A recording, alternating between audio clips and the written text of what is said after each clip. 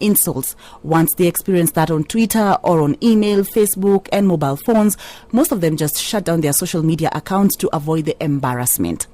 Are women enlightened on how to report social media crimes that have become rampant? Do women know that there is such as technology-based violence against women or cyber crime? Now, the Kenya ICT Action Network, KICTANET, is a multi-stakeholder platform for people and institutions interested and involved in ICT policy and regulation. The network aims to act as a catalyst to reform in the ICT sector in support of the national aim of ICT-enabled growth and development. And this morning on the Big Debate, we've got Grace Githaiga from the Kenya ICT Action Network, KICTANET, and also from the International Association of Women in Radio and Television, IWAT. Welcome to the Big Debate, Grace. Thank you. Maybe you could tell us a little bit more about yourself in relation to KICTANET and IWAT, that is the International Association of Women in Radio and Television. Just like you have rightly pointed out, KICTANET is a multi-stakeholder forum concerned at looking at ICT policy and legislation in this country, ICT regulation, so that we have policies that take care of people's concerns. We have a regulation that takes care of stakeholders' concerns, and therefore we debate and highlight these concerns and work very closely with policymakers, especially the government, the parliamentary committee on communication, and anyone who actually supports this. So the relationship between KICTANET and IWAT, an association that I have belonged, I have been a member for many years, is that in 2010, KICTANET conducted a study to look at the dark side of ICTs and how, they affect women. And one of the objectives was to find out whether really ICTs were affecting women differently, whether there was a dark side to ICTs as relates to women. And we actually found out that there was a lot of abuse happening online, and it was affecting the way women operate online. Then in 2012, we again updated the study, which we completed in 2013, and we found out that with the proliferation of ICTs and the fact that we have now more users embracing, say, the internet through the cell phones, actually the abuses had increased.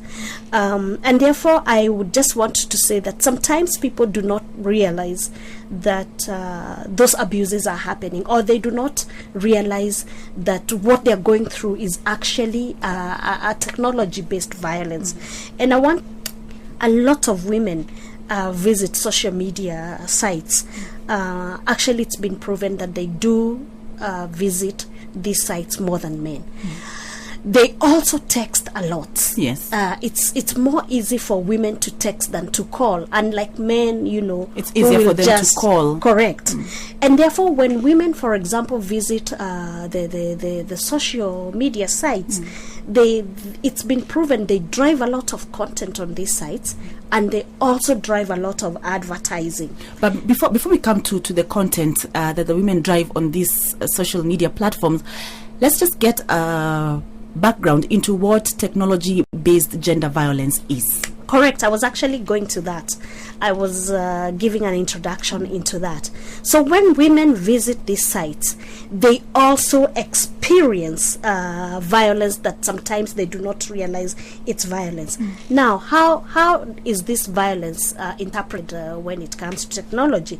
So first of all, it takes different forms. So I think the most famous is circulation of demeaning images of women, especially nude pictures. There's nude pictures, and most we've seen the practice has been that those pictures have been photoshopped, and in particular on women who have a status in this country, women in leadership, women in leadership in various areas. It also takes the form of cyber stalking. So you have this person who who has been following you or is your former boyfriend or partner, and they are always stalking you online, checking how you are acting on what are you doing on Facebook, and then just leaving nasty messages for you. And unfortunately, a lot of women do not know that you can block such people, or you can put private settings so that only those you have accepted as friends can see what it is that you're putting there. Then we've also seen a lot of online harassment, and this harassment comes in various forms. Women are being abused, you're a prostitute, do something, for example, debates. Instead of those debates taking on a content angle, those debates take a below the belt angle, and this is demeaning to women. We've also seen the issue of vulgar text messages targeting women, or vulgar, you open your Facebook and there are all these vulgar messages either on your days, and I think it is because now we have to register our SIM cards, and our serial number for the phones are known. So in that case, then it's going on. Now this these abuses and forms of violence are actually happening a lot on social media. So social net, out of that, on blogs, on websites, and of course through text messages. Seen that because of this, a lot of women would rather, like you rightly pointed out, a lot of women, rather than face head-on these issues, they don't have the confidence. So first of all, their lack of their confidence is reduced. Yeah. So majority of them resort to bringing down their account, their Facebook accounts or social media accounts. Some will change their phone numbers. But is this a solution? Because how many times are you going to change your phone number? How many times are you going to? Because these people have a way of finding out your new account. Correct. Yes. It is not a solution. It is not a solution. And one of the things that the study came up, you found that in our in the reformed police service now, they have what we call gender desks. But again, I think there is lack of awareness of those gender desks, because those gender desks rarely have someone seated there. But again, the fact that the desk is there, I think that's a step forward. Okay. And most now is to create awareness that actually there are mechanisms that you can report this. However, even if there are mechanisms to report, the study also found out that the law enforcement agencies are ill-equipped in technology-based violence. They don't have the capacity, they don't have the training, those laws, and most important, actually, they have very few resources. So, like you say, you go to those gender desks and there's someone that really is a demonstration that they are under. They don't have it resources to handle this. But Grace, you have gone and you have reported as a woman. Maybe this has happened on your Facebook account, and you've gone and you've reported. What next? Because again, one thing that social media, especially Facebook, allows these perpetrators to have is that they can remain faceless and nameless. They can use any sort of alias name out there, like people who call themselves something like rat race on Facebook. I mean, in as much as you could have an idea that this could be coming from so and so, after reporting, what next? I need to point out that technology is dynamic and it grows faster than the laws. So the laws have always to play catch up. That people should stop thinking that they can continue hiding behind a screen, because now, apart from the fact that there have been developments on geopolitical software that actually identifies where you are, we are seeing responses, especially from our Kenyan government, and there's a proposal right now to have a cybersecurity bill, and this cybersecurity bill deals with such issues as hate speech and cyber stalking, spamming people's emails, and all of them have actually fines and sometimes you could be fined, or you will find yourself in. And I think this will act as a deterrent. For example, on hate speech, the proposal is to have somebody fined 1 million Kenyan shillings, or I think, is it 5 or 3 years? I forget. But you see, that's going to be a deterrent. But most important is also that the regulator, the communications authorities, so we are going to have technical responses that will no longer allow people to hide. So I think the regulator is in the right direction, in the sense that the fact that we have to register the SIM cards, we are actually seeing a reduction in those hate messages and text messages.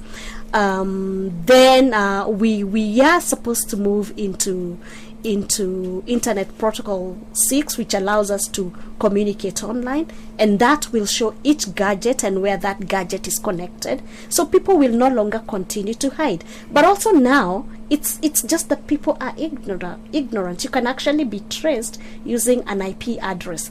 I know people have used Outlook, which is what spammers use, because it doesn't show exactly where you are. But let me tell you, if law and is interested in catching you, they will actually trace you on that. And therefore, I need to tell people that it's time they start being responsible.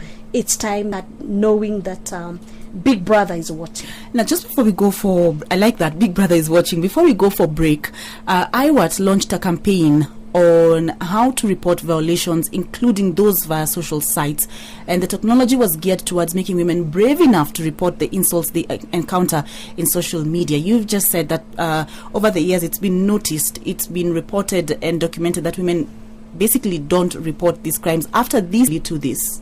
I think there's also, what we are seeing is that yes, we have a collaborative map between IWAT and KICTANET, and it's called KICTANET,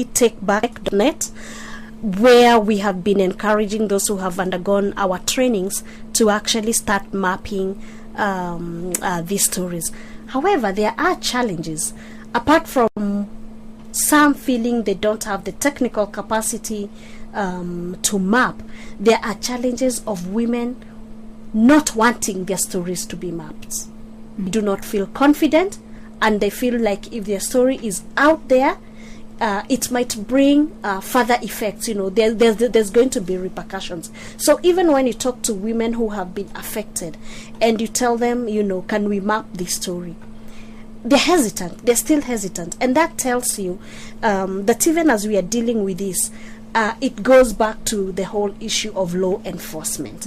And for us now, and I'll talk more about the rest of the campaign, but also what is emerging, because we've been trying now to also engage with law enforcement, especially the police, the gender desks, and they will tell you some of the things that people come to report. They also withdraw because maybe it's a husband, it's a partner, it's a boyfriend, and you don't know what people go out there and speak, and then people come and withdraw.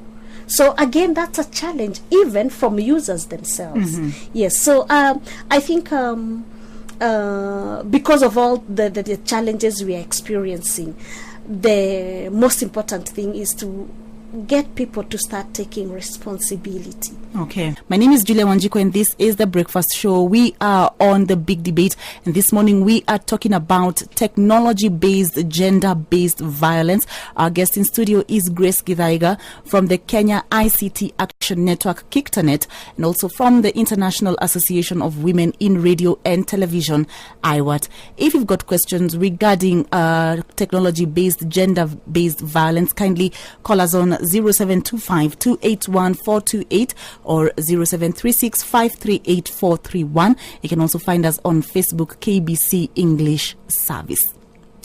Now, before the break, we were talking about whether there's been improvement in terms of women reporting about these crimes or this violence that is meted against on social media, blogs, mobile phones, and especially after the study that was conducted by IWAT. Are women enlightened on exactly how to report social media crimes that have become so rampant, on how to go about it? I think that is why we have this campaign now, and this campaign has actually been going on for the. We started to work on the issues, like I said, as KICTANET in 2010, and then in 2013, when we finished updating the study, we realized there were actually advocacy concerns that needed to be handled. And because KICTANET is not a women's organization, we agreed with IWAT that they would continue with these efforts, especially to encourage women and girls to take control of the online platforms that they are using. And so this campaign has been going on, and for the last week there have been consistent efforts that are being done in different countries, in about 7 countries. And it's also being done collaboratively with the Association of Progressive Communications. This campaign is called Take Back the Tech. And it aims to reclaim information on ICTs so that they end violence against women. So the campaign calls on ICT users, all stakeholders, and really users, because we say it's responsibility begins with you. And especially we are calling on ICT users because a lot of people do circulate, for example, to actually take control of technology and to strategically use ICTs platforms at hand. Say if it's the cell phone, it's the blogs, it's social media, and we're asking people to call for action against gender violence, and in particular technology-based gender violence. Just before I move on, I would want to bring in a component that sometimes we have also seen where women themselves put out their nude pictures. And no, I was actually coming to that because earlier you mentioned something about content, and you said that it is a proven fact that women interact more on social media than men. Just yesterday, I was going through Facebook and I saw a post from a woman who had talked about, sort of like spilled the beans on her marital affairs, and the responses she got, some were insultive, abusive. In that case, isn't it the woman then who has exposed herself to this kind of violence on social media? Correct. And that's what I was going to say, that it is not all pictures or all images that are circulated by other people. We are actually now starting to see a different trend of and I think in this country there has been a misconception that for you to be famous you need to do something outrageous. So we have seen some people, exposing the boobs, putting that picture on Facebook, some exposing their behind and putting those pictures on Facebook because they want to have those likes. Yes. And through those likes there are also discussions about how their bodies look, and they think that is how they are going to be famous. And I don't want to mention names, but we are constantly seeing these examples. However, I need to caution those women that do that first, in fact, there is this whole issue of being a socialite. Who is a socialite? Because the way we understand a socialite, say Kate Middleton is a socialite. Would you compare some of the people? She is. Here we are saying a socialite, because now I was asking one of my girls who is a socialite, because I also needed to understand, and she says it is somebody who has a big bum. Exactly. I wanted to tell you, when you speak of socialites, Kate Middleton will not come into the conversations. More of Kim Kardashian. Correct. And you see, that is a misconception. And people need to know, and I would like girls to know that when you put your images out there, some of you put those images there, you are so young, and I want to say, just like technology, human beings also evolve.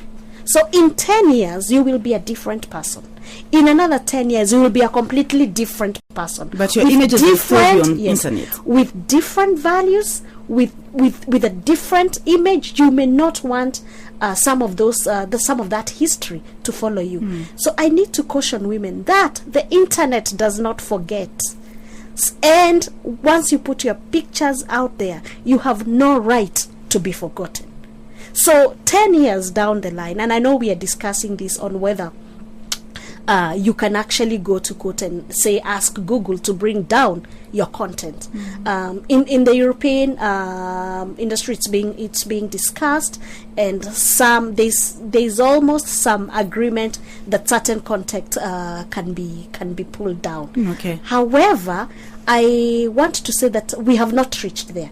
So you may check on online right now. You can Google and you will see that probably some of the content that put 10 years is still online.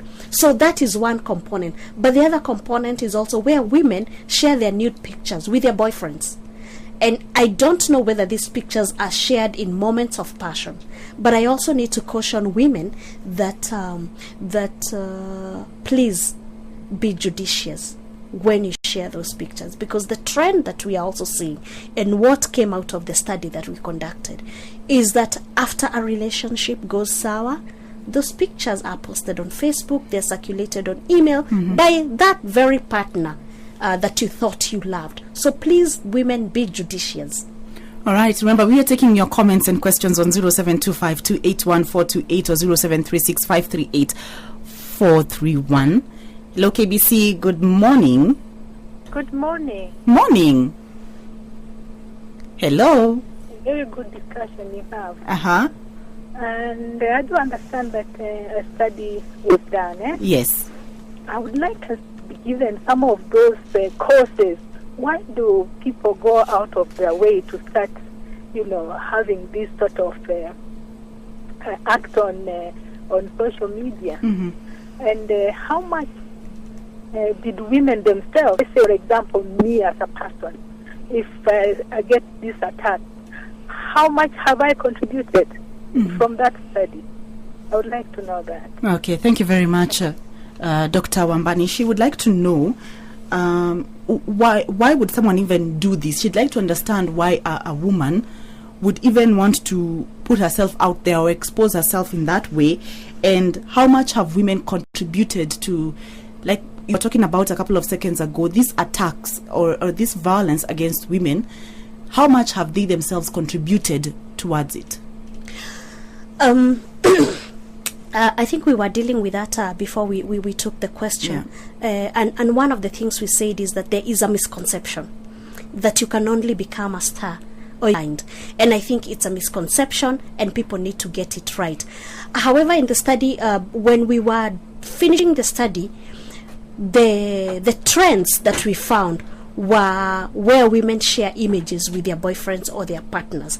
And it becomes an abuse when then your partner, who you have parted ways, starts circulating this. And it demeans you, it harms your reputation, it reduces your confidence, so that you're confident again to communicate. So your freedom to associate and your freedom to express yourself are actually infringed upon.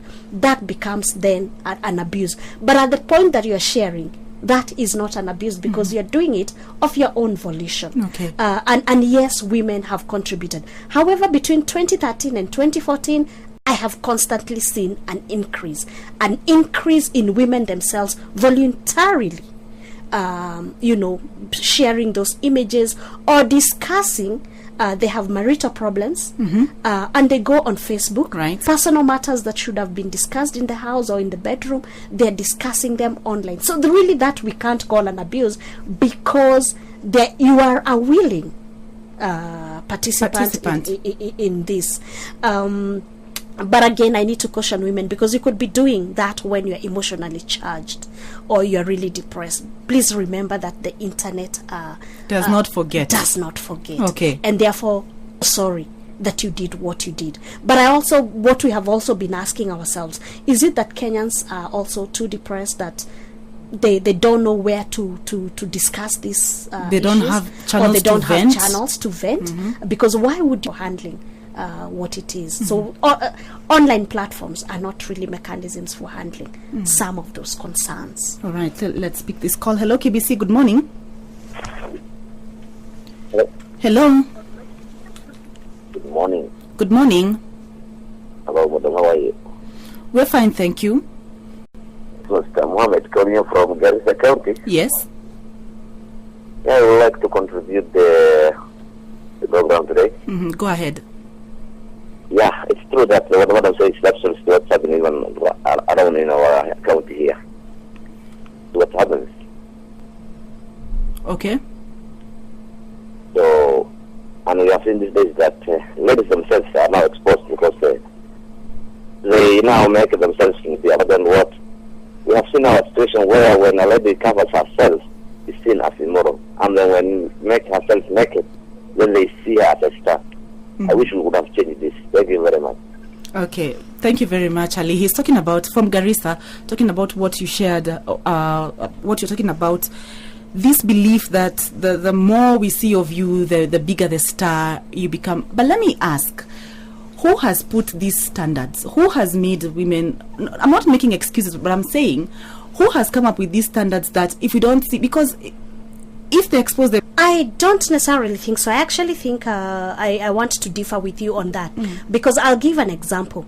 I tell you, anytime you expose yourself, yes, you become the talk, even with the media, but the same media will actually start criticizing you. So society, yes, prescribes standards, but at some times it doesn't show you how to achieve those standards.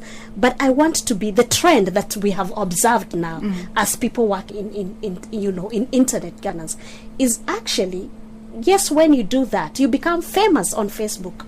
You have 20,000 likes on your breasts, or you have 50,000 likes on your bum. But no serious brand will touch you. And I want to give an example. I won't mention name, but we have one example of somebody who was in Big Brother Africa. Right. The people who are in Big Brother when she was there are either in radio, they're doing movies, they're doing serious stuff. They're doing great adverts, serious brands. But we have not been able to see this particular contestant touched by any of the serious brands. Why? And I want young women in particular to know that yes, you'll be famous on Facebook, you will probably be interviewed on TV, but that's it. That's as far as it goes. A serious brand like Coca-Cola will not touch you to advertise their product. A serious brand like Safaricom will not touch you to advertise their brand. So please know that there is a boundary, but you will experience your fame on Facebook and on Twitter. We are on The Big Debate, and this morning we are talking about technology-based gender violence. Our guest in studio is Grace Githaiga from the Kenya ICT Action Network, KICTANET, and also the International Association of Women in Radio and Television, IWAT. We are talking about why, whether you are aware that there is something known as technology-based violence, especially against women, and cybercrime, and what needs to be done, what is being done, what can be done to stop or reduce the rates at which we are seeing this, because women rarely report cases of gender-based violence through mobile phones and social media platforms. They appear to shy away from reporting insults, and once they experience that kind of treatment on Twitter, email, Facebook, blogs, mobile phones, most of them just shut down their social media accounts to avoid the embarrassment. We are also taking your comments and questions on 0725 281 428 or 0736 538 Now, Grace, why would you say women reporting insults through technology? Why is that so? I think I did highlight that, first of all, there's lack of awareness that you can report, but also the fact that our laws are weak in handling that, and our law enforcers are also not equipped to handle they are ill-equipped to handle such cases because they themselves may not understand the law. They've actually, in our engagement, they've pointed out that even the law that is being used, say, to arraign people who have abused each other on text messages are weak and are really not serving as a deterrent as you'd expect, because people are being charged under the Kenya Information and Communication Act, Article 29, where people, instead of being charged for the content that you have circulated, you're actually charged for misusing a telecommunications gadget. And they say you only get 6 months. So they feel that 6 months is really not a deterrent. But the proposed cybercrime bill is actually going, if used effectively and if it goes through, it's going to serve as a deterrent, and we hope that we will start seeing change. But I would also want to see that is one response from the lawmakers, and another response also from the regulator, the Communications Authority of Kenya. Right. But also as civil society and other stakeholders, there are also other responses. And one of the responses we have come up with is that we need to create awareness. So, for example, in the last 2 weeks, we've been trying to get people to target. It's been proven that women go on YouTube a lot, on Facebook and on Twitter. So we are targeting the big three. And what we are asking them is, what are they doing about this content that is demeaning to women, or this content that makes women feel abused, because abuse is not just physical. And so what we are saying is that we want people to take control and to ask if you, for example, you see on Facebook content or pictures that you think are demeaning, because they provide for that. Just ask Facebook or Twitter, what are you doing about this? We actually, at local level, we would want people to ask the service providers on what it is that they are doing, in particular in their user policies. I know nobody reads those user policies, just like we never read user policies when we are signing on to a Gmail or a Yahoo account. And again, it's because they are too long. Sometimes I actually I attempted to read one time to print, and I think it was almost 35 pages, and I wondered whoever reads this. So you just tick and say that you agree with that. But it is actually in those small prints that probably they don't take responsibility of the devil thing. Is in the details. Yes, and so we are saying we actually need a response for our concerns as users, and especially as women users, because the policies that we are seeing are inadequate, and yet we need support. We need adequate support from the social media platforms. So this campaign, we are urging everybody to take that responsibility, to make that step, and so that we amplify what are issues of our concern. I like the person who called from Garissa. It's really encouraging that even at that level, they are already also seeing how women, what some women are doing, or how technology is being used to demean women. And so we are asking ordinary users to not only take responsibility, but to also amplify these issues and ask Facebook, ask Safaricom, ask Zuku, our service providers, do they provide for user policies, and especially those that affect women, and content that is demeaning to women. So we want to have we are trying to promote safer spaces. Really, when you communicate online, you want to feel safe. And therefore, we are asking people, please take a stand on this technology-based violence. Ask our service providers in their terms of reference to consider having a clause that protects women. And also, as ordinary people, please engage with others, and especially even those you think that they are using the platforms to become famous, to also start thinking twice before they do this. I'd like to pick up on that last point and talk about how the mainstream media plays a role, or could play, or what role you think mainstream media, because we're talking about social media, where these socialites are, like you call them, and sometimes you find that someone has gone through a process, maybe a breast augmentation surgery, and they've exposed pictures of themselves all over the internet, and they've got this number of likes, sometimes even 20,000 plus. And then on mainstream media, this person is brought maybe on television for a 30-minute interview. And maybe someone had not even known that such a person exists, but they've watched the TV ad, and now they want to go on social media and find out more about this person and see how many other images of such a person they can get on this particular person and how they look. How does mainstream media now play into all this? I think the mainstream media, first of all, it's a very useful tool for communication, because it is still one of those tools that is very trusted by audiences, especially in Kenya, and therefore it also has a role in this campaign. And I think the mainstream media would play a very good a sensitization campaign. So for example, to go to your case that you have highlighted, when you bring somebody onto a program, somebody who has enhanced their breasts or their backs, it is also important to not be one-sided. So in such a program, and I would urge the mainstream media, when you do that, try and be balanced. So for example, I know the case that you're talking about.